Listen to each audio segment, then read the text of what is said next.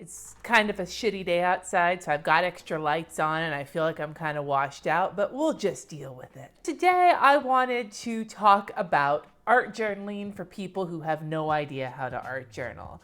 Now, at its core, and I could be wrong about this, but at its core, art journaling is taking a blank notebook or a blank whatever and puking out some art on it, and it doesn't have to be perfect because it's for you. It's not for anybody else. This is not meant to be a gallery piece. This is meant for ways to explore different methods of art and try different things out and experiment and let it get messy and let it get sloppy and let it be not perfect. That way you can learn and then eventually go on and take those skills and use them on something that takes more time. Now, when I did my 100 days of art journaling video where I talked about how I'm going to be doing that for the 100 days project, God, these lights are bright.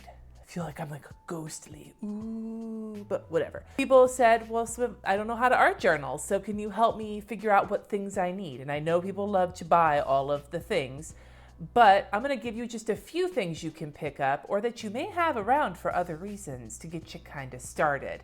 And then I will put up tomorrow a process video on how I use some of these items to pre-prepare my art journal pages, because I've been doing my art journals in about 10 minutes a day, and so sometimes you need to do stuff extra. And this is not everything I use for art journaling. This is just gonna be a couple of things to get you started, and if you want to see more videos like this, let me know. But for now, here are some beginner items that first-time art journalers might have sitting around or can pick up for fairly cheap so that you can go to town.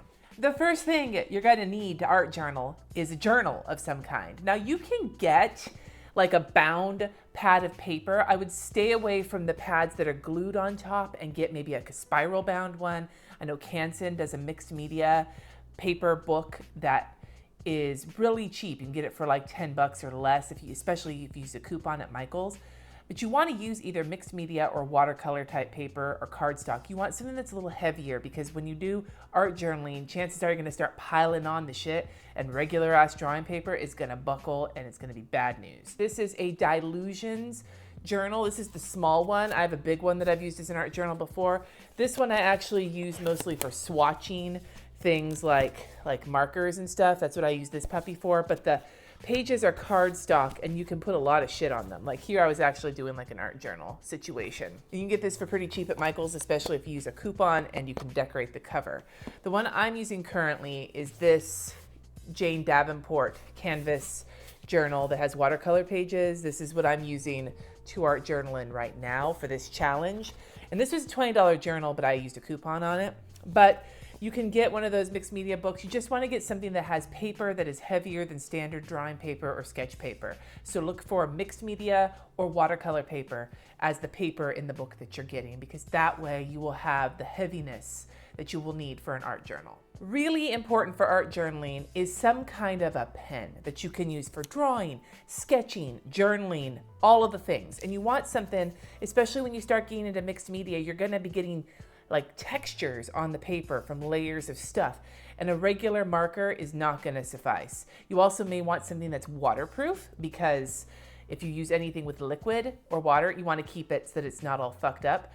I prefer my pens to have a hearty like tip that I can use that will get the shit kicked out of it, but will take some time for that to happen, and may not be super expensive. The ones I have are not the cheapest pens in the world. The tips survive several rounds over bumpy, covered in medium and papers. These pens can stand up to the pain. So this one is a Pitt artist pen from Faber-Castell. You can get this in different tip sizes.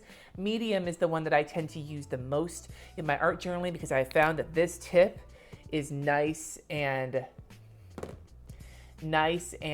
like hardy and can handle the abuse that I inflict on these pens. The other one that I like to use is this Tool Extra Fine Permanent Marker, and it's very similar to an Extra Fine Sharpie, but I found that these ones actually stand up really well. I can't remember if this one's waterproof or not. It's a permanent marker. This one is waterproof. And now I'm going to tell you two other specific things that you may have already, but if you don't have them, then these would be things that I would suggest picking up to start experimenting with color in your art journal. One are just cheap acrylic paints. Now these are the ones, Craft Smart, I get them at Michael's, you can get them at Walmart.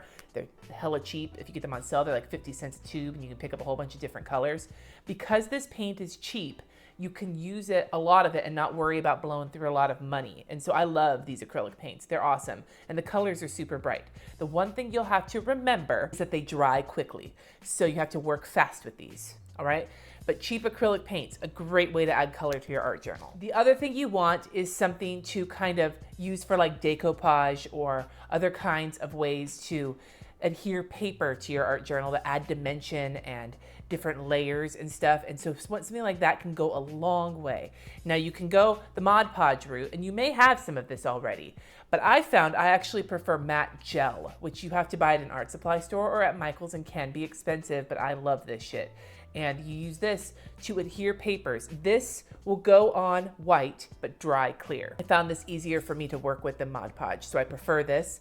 But if you have this, this will work too. And to go along with that, you're gonna want papers, because adding papers to your art journal can add layers and contrast and interest and be fun to play with and not be super labor intensive. So I have a box where I collect papers, whether they are pages out of books, and then I might paint on them with cheap acrylic paints just to add color, and then I might doodle on these and then cut them out and then use matte gel to put them down.